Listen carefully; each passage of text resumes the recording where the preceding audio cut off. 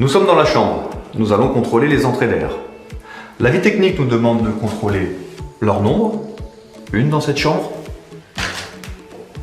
la référence et la marque qui doit être identique à celle du caisson et des bouches d'extraction.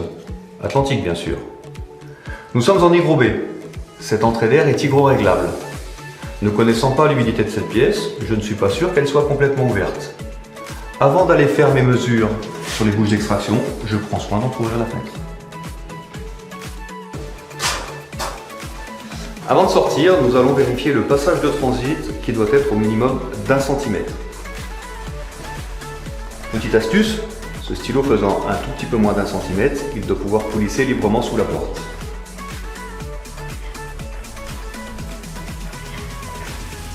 Ici c'est parfait. Conformément à l'arrêté de 1982, la ventilation est obligatoire et permanente.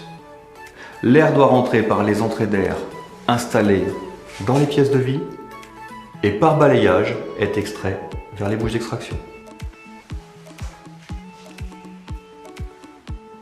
Le principe de balayage n'est pas respecté si les entrées d'air ne sont pas conformes, par exemple marque différente du reste de l'installation ou mortaise mal dimensionnée, ou bien si le passage de transit fait moins d'1 centimètre.